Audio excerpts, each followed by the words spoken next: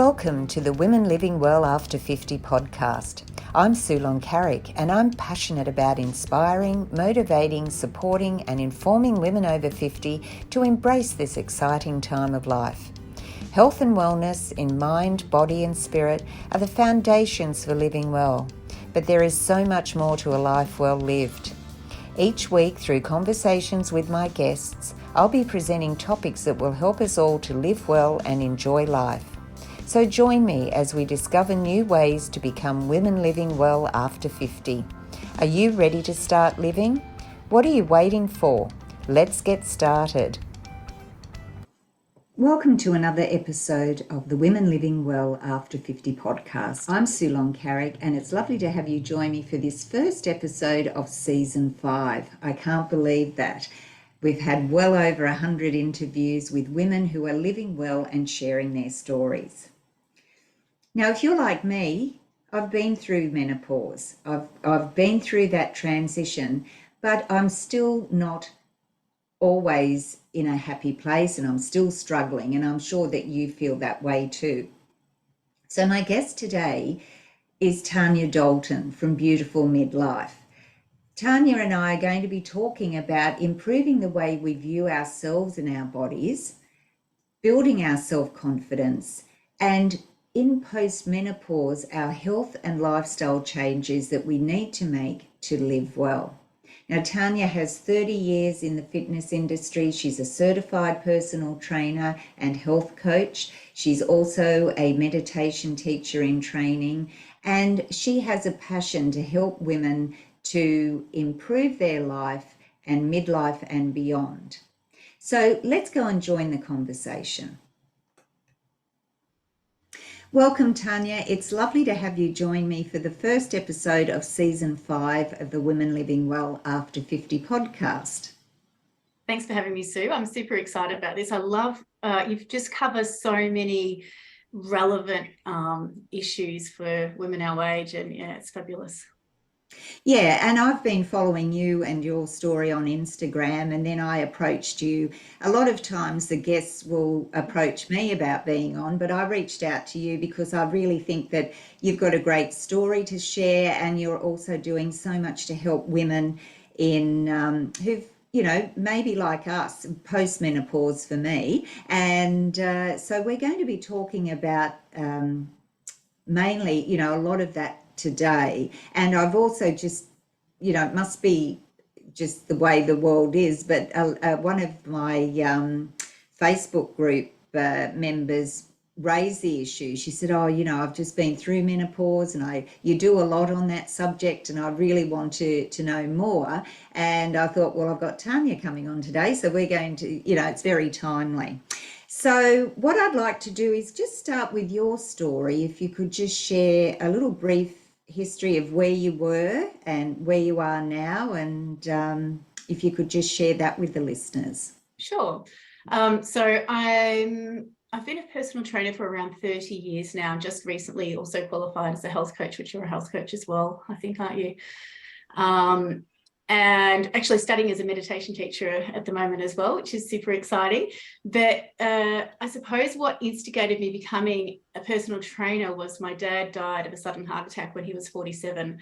And that kind of just turned my whole family's life upside down, as you can imagine. And just really made me interested in healthy aging. So basically for the last, it'll be 30 years this month actually that he died. So I suppose for the last 30 years, I've been super interested in everything healthy aging. And then now here I am, 54, and it's all, I'm starting to actually put everything that I've learned over the last 30 years into practice. So I suppose this tragedy in our lives, in my family life that happened has, you know, caused me to find this passion. And I really think that now I'm actually, like I said, starting to live it and then being able to share my knowledge with others. Yes, and that's the important thing, is it? You know, like you've got firsthand experience and you're living it. And, I mean, we can all talk about theory, but it's so much better when it's coming from the heart, when it's coming from a place where you've experienced it and you're actually then being able to share your experiences and learnings with others. And I know that you're a little bit like me in when I'm just not sure whether you were 50 or it's just recently that you actually did an Iron Woman. Yeah, I know. We are so similar, aren't we? You're amazing. You've done so many amazing things. I know your story because you didn't start start marathons till you're 50. Is that right? No, that's right. And then Yeah. I've run 3 in my 60s, so it's never too late. That's But incredible. yeah, So I got to 47, the age my dad was when he died, and I'd always wanted to run a marathon.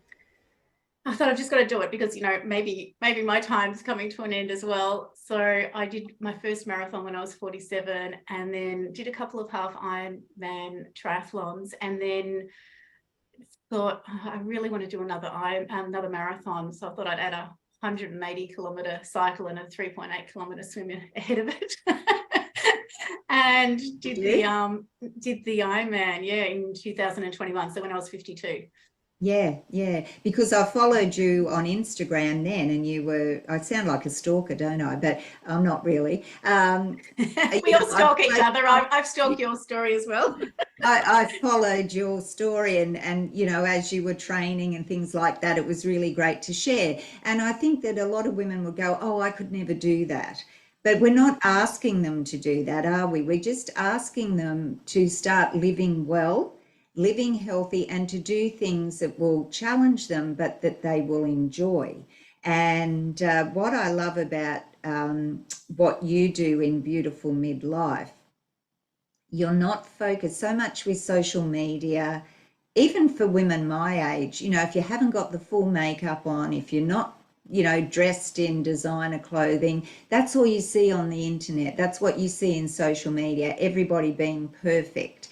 And unfortunately, we're not, and I think that really eats away partly at our self-confidence because we see how other women are living or perceive the way they live. And we've been through menopause, our hormones are all over the shop, we're getting older, we have to accept the fact that we're aging. And so our self-confidence can take a bit of a battering. So that's a topic that you are passionate about and that you talk to your clients about. So what can you share with us about how we can build our self-confidence and improve the way we view ourselves and our body? Yeah, I definitely agree with you. Like when I first hit perimenopause, I kind of I thought I wasn't going to, I was a bit naive and thought, the menopause issues wouldn't hit me because I was fit and healthy. And for a start, they really didn't. But then, of course, they did. And it was a bit of a shock to my system because I thought I was leading this super healthy lifestyle. And, I suppose I was kind of fighting the aging process as well. I'm fighting because people think that menopause kind of means that you're getting old. And so there's all these negative connotations about it. And that impacted, even though I kind of thought I wasn't I wouldn't be affected by those kind of things, I was. And it was a bit of a shock to me when I actually did start having a lot of problems. My body composition started changing and I've gained more body fat and my skin's gone all yucky. And I had a big hit to my self-confidence as well, because here I am thinking, at the start of perimenopause, I was like probably in the best shape I'd ever been in my life. And then to just suddenly everything start changing, despite me probably training more and exercising more than I ever had before, my self-confidence had a really big hit. And it took me a couple of years, I think, to really get my head around it and just finally start to realize that, our bodies are going to change because, we're going through this major hormonal shift like puberty. Like, so no one's ever going, I always talk about this, no one's ever going to tell, a 15-year-old girl that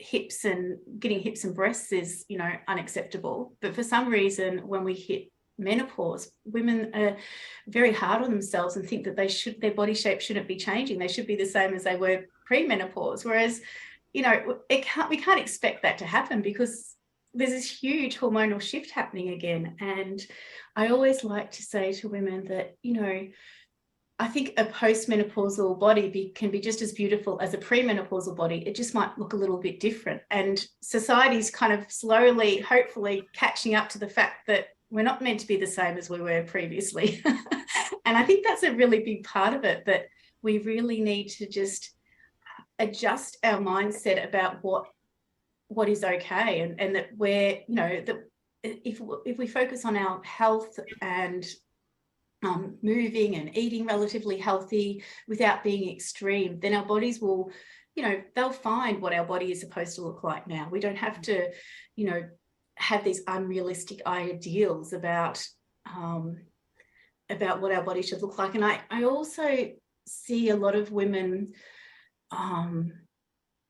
they're like killing themselves to look a certain way. And is that really healthy? I really question it. I think if you've got to count every calorie and exercise for a couple of hours a day, you know, then is that healthy? I question it.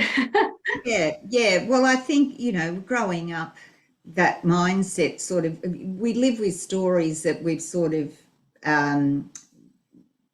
you believe in from when we were younger. And I remember going to school and trying every diet that was around. And when I look back, I was thinking, you know, I look at photos of myself and I think you weren't even overweight, but I was seeing something different. And I was trying to, you know, we'd have all those magazines with the girls on the cover that we had to look like.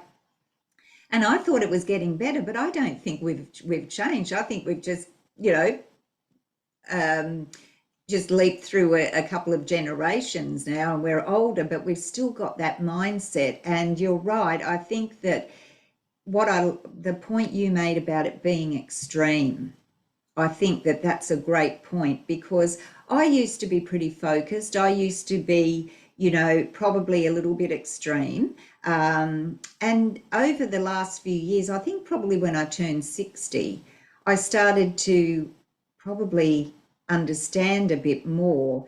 And you look at things in life, and as you say, you know, counting every calorie, making sure your hair and makeup is perfect from 6 a.m. in the morning till the evening, what you wear, you know, you can't be happy when you're living like that. And I think that we just have to get the word out there and the message out there through women like yourself to say, look, it's okay. You have to be comfortable with who you are on the inside as well as on the outside. And I think if you're comfortable with who you are inside, that takes care of a lot of problems. Yeah, I agree. And I know it's hard, because I'm sure you probably thought this way when you were younger. I was on a podcast with some 20-year-old girls, these fabulous running girls.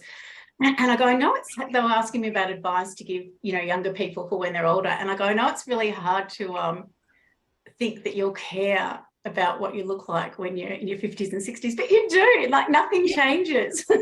And so, and, you know, and that was kind of going back to not overtraining. So, you know, you might not think that you want to run when you're in your 50s or 60s, but you will. So don't ruin your body when you're younger by overtraining and not having periods and things like that. So we still do care what we look like, but we also have to, I think, like you said, be happy with who we are. And there's so many nuances with this, but it's trying to find the balance between, you know, I want to accept the aging process, because we all are going to age. There's no getting around that. But then I also want to optimize, I suppose, my aging process without being extreme. And that goes back to that again. So, because, you know, there were times in my life where I didn't go out socially because I was too busy at the gym. Like, I was a member at one stage of 3 different gyms.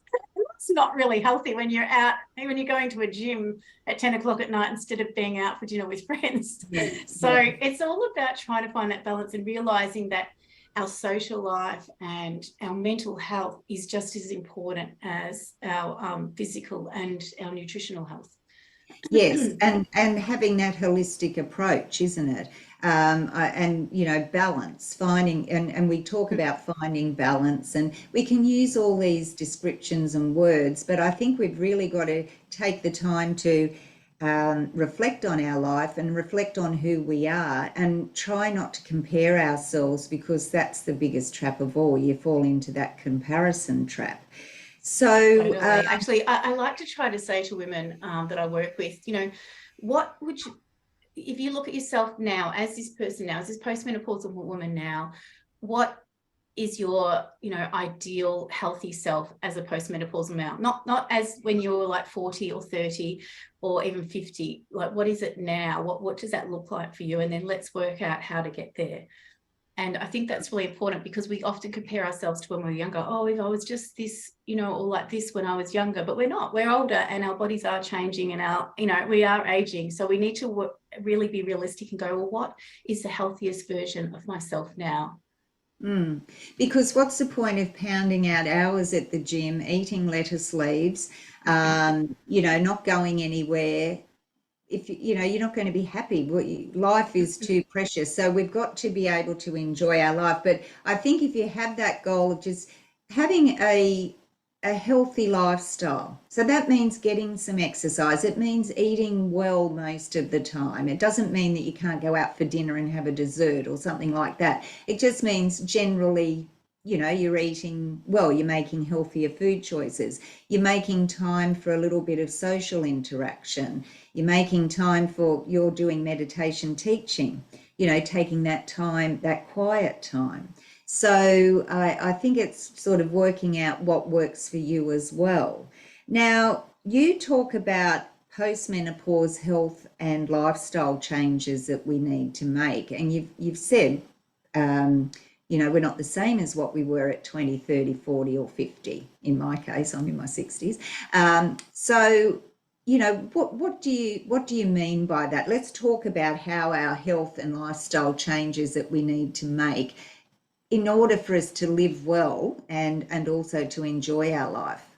Yeah, I think this is really important, because a lot of women go, well, I'm not doing anything different than I was before, but I've totally changed. And we often put on weight and things like that, which is not abnormal. And, as long as you're healthy, that's great. But there are things, I suppose, that you can do to optimize your health as you age. And then you have to think about also, because our body, our hormonal status has changed, we're more susceptible to things like heart disease and osteoporosis and dementia. So we do have to make changes because our body has changed. So we need to kind of think about, if we want to optimize our health as we age, we really need to think about just making some maybe subtle changes to the way we live, and things like trying to incorporate strength training, which is super important, and everyone knows it. And it's really hard if you've never done strength training to actually make that a part of your life. But I think that's a really important thing, if you do nothing else, is to start some strength training. Yeah, and I think the problem with that is it's sort of becoming more popular in social media now. You'll go into that and you'll just see women in their menopause and beyond advocating for strength training.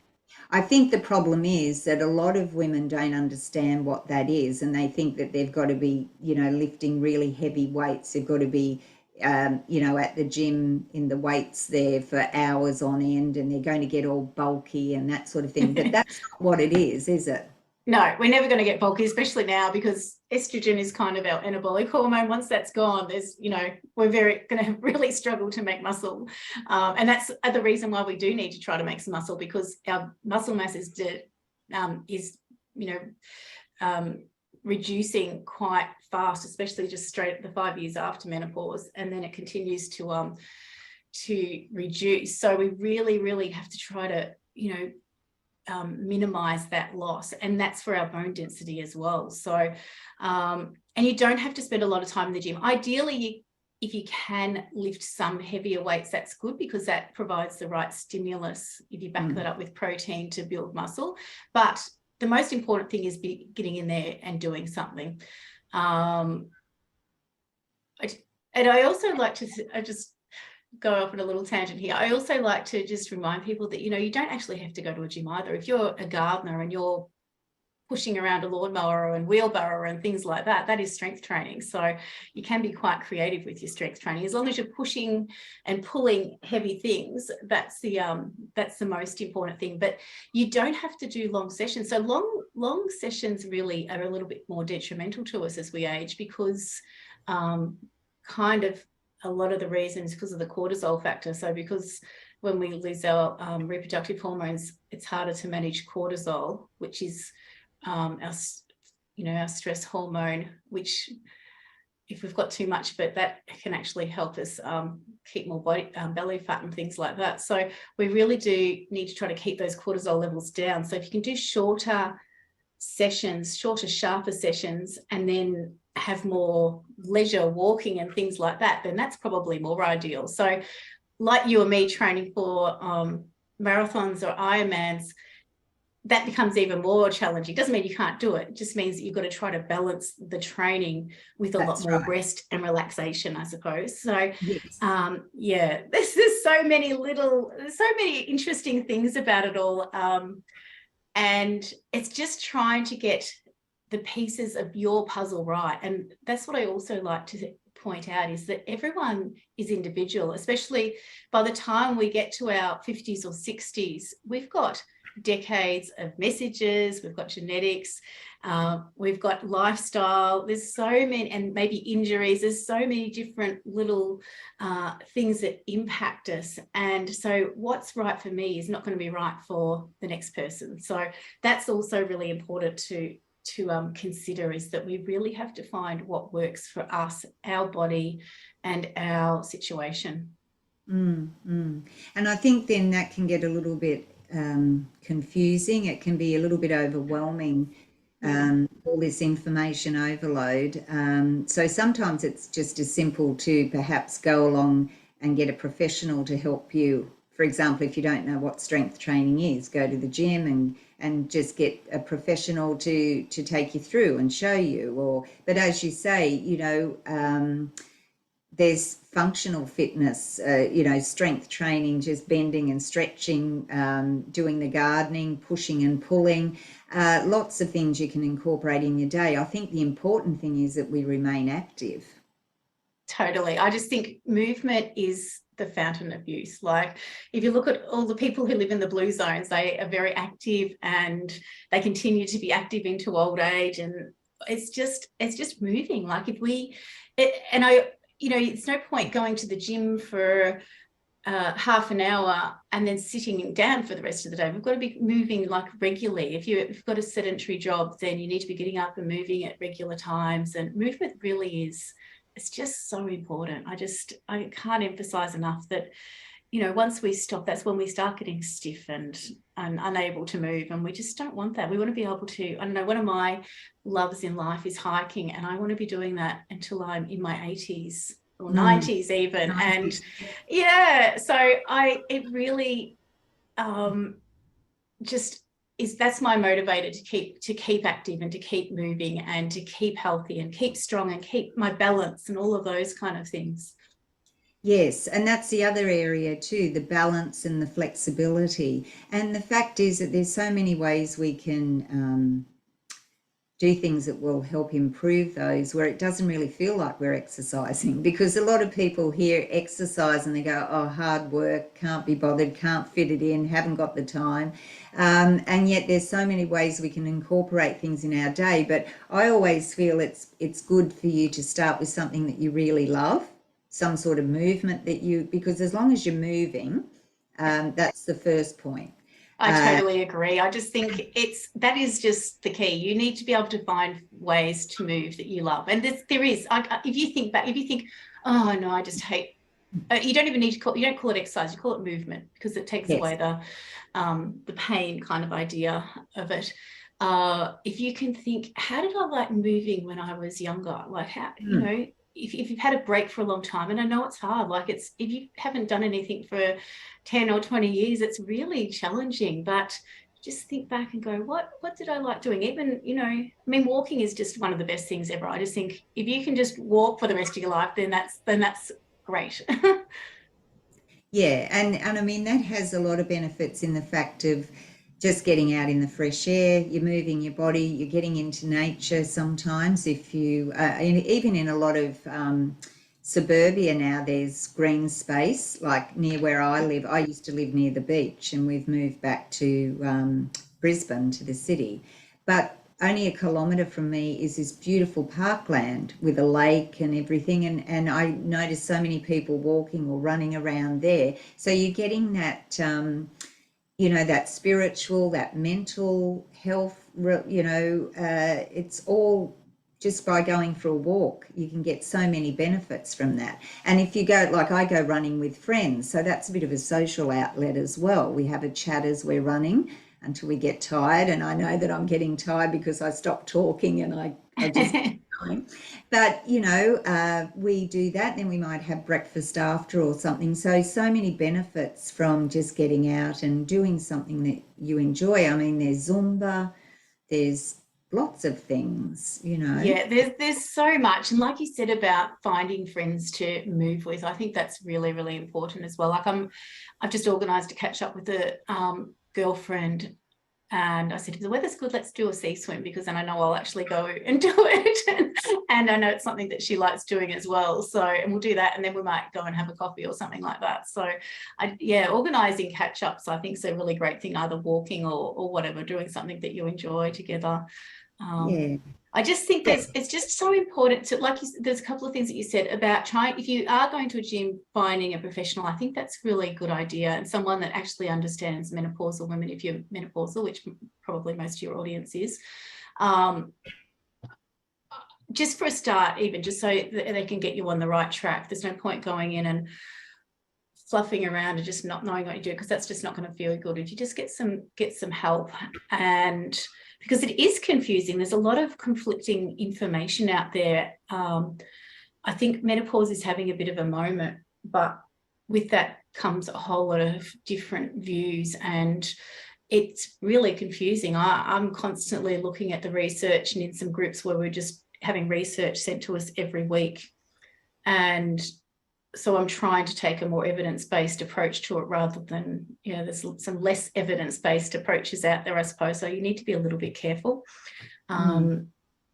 So with, we've talked about that our health and our lifestyle, there are changes in that we need to make, apart from just the usual things like you mentioned. With heart disease, osteoporosis, we really should be going and getting a good checkup and maybe a bone density test. And don't you think that, I think all women over 50 should be having a bone density test. I have osteopenia. Looking at me, you would never think that I would have osteopenia.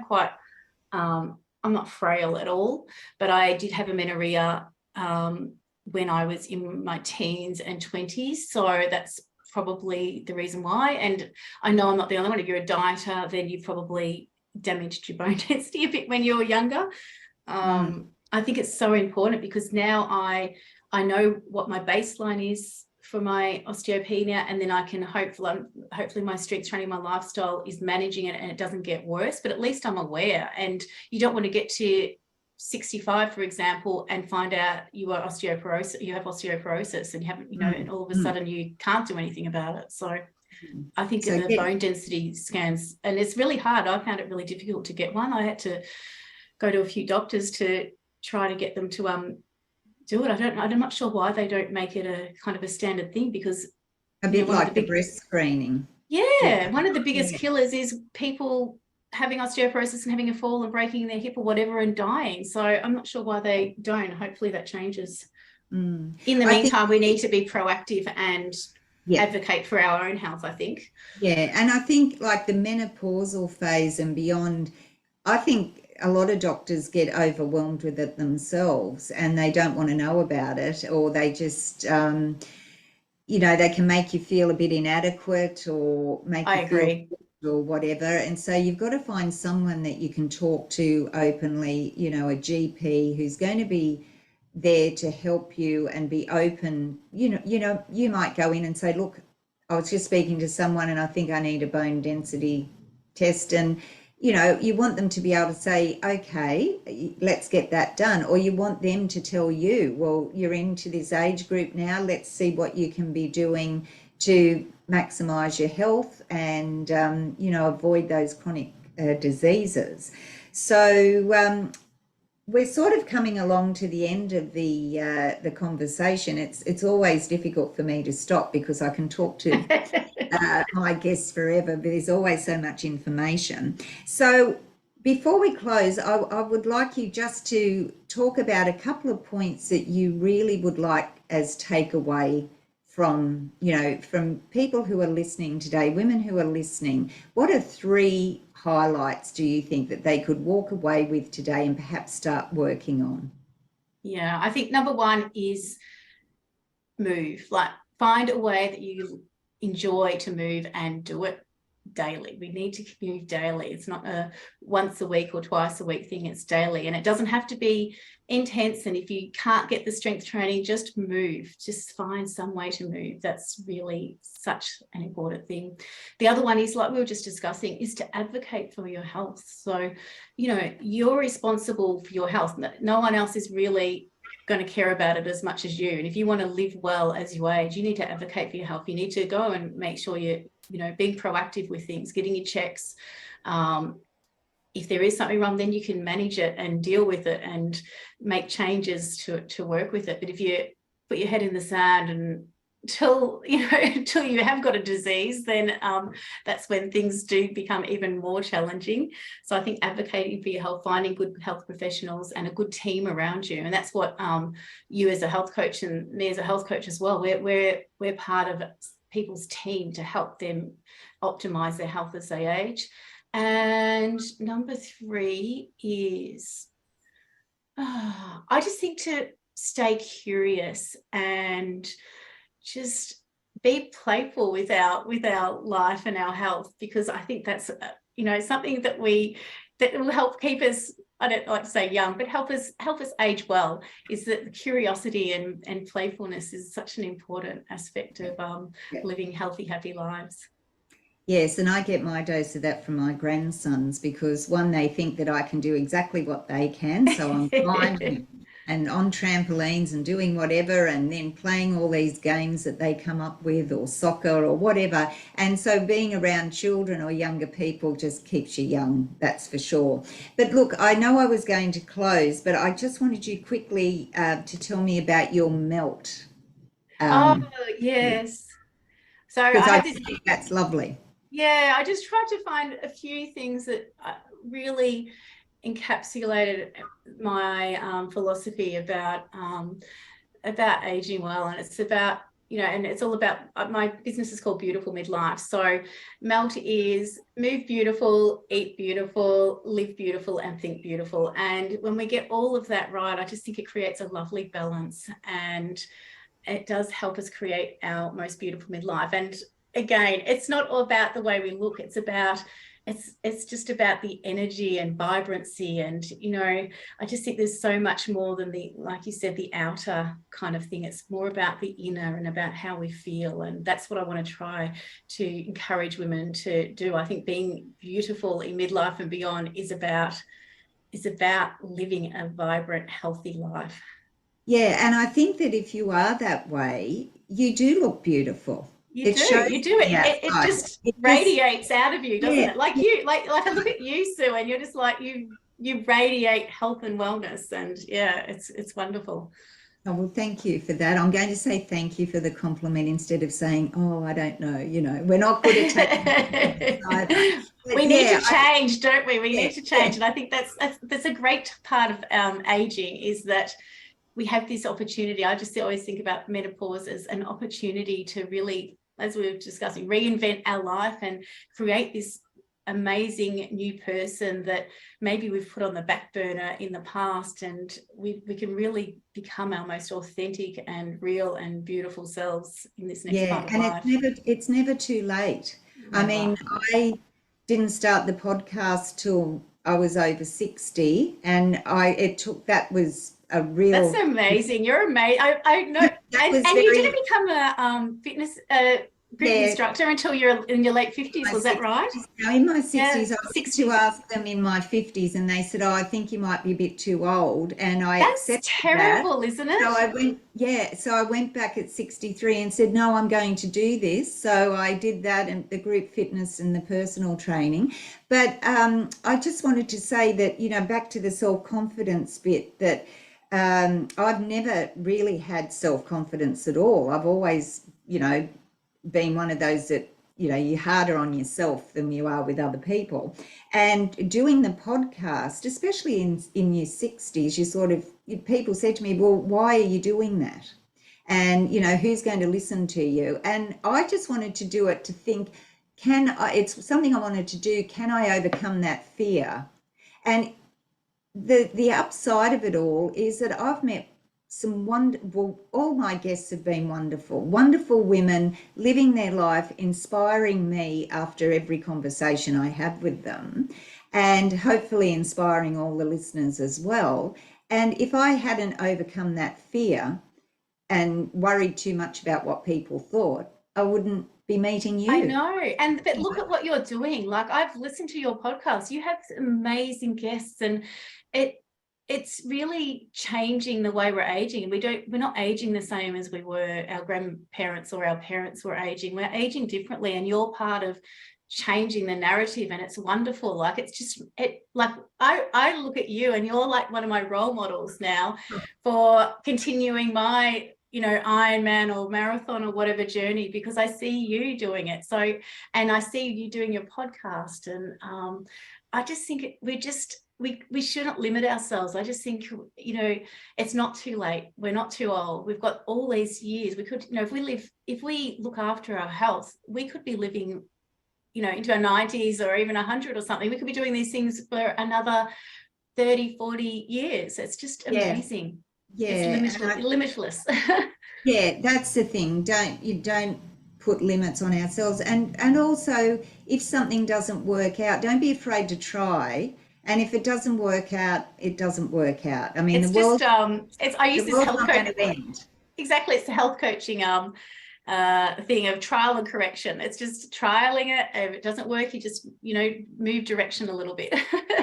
Yeah, yeah. Well, it's been lovely chatting to you today, Tanya, and finally getting to meet you face to face. Yeah.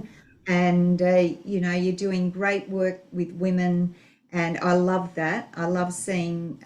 I wish I'd started a bit earlier in my life. So it's what I see myself now is trying to give people the opportunity to see women like yourself and others in their 50s or even their 40s that start now, and by the time you get to my age you'll be really doing well. But I started a little bit later, but it just doesn't mean you can't, you No, you're amazing. I just think, look at what you're doing. It's just incredible. I just think it's so inspirational, and yeah, I mean, aren't you happy you started? It's great. Oh, well, I am. Yeah. But anyway, look, it's great talking to you, Tanya. I will be putting all the links to the offerings that you have, and you work one-on-one, as well as I know you've got a group program. So I'll be putting all those notes into the blog post and the show notes, so that women can contact you and learn to have a beautiful midlife, which is what we would all want. Yeah, definitely. I just think, this is our time, and it's time for us, and it's time to just step up and become the best version of ourselves. Well, that's a great note to end on. So thanks again for joining me, Thank you. Tanya. Great. Thank you. Thanks so much, Sue. Well, it was great to chat with Tanya today about her story and also how she's helping women to have a beautiful midlife. I hope that you found the conversation interesting, and that you'll share it with a friend who may find some valuable information for themselves. I'd love you to give me a like or leave a comment, and I'd always love to hear from you what you're thinking and perhaps what topics you'd like me to cover.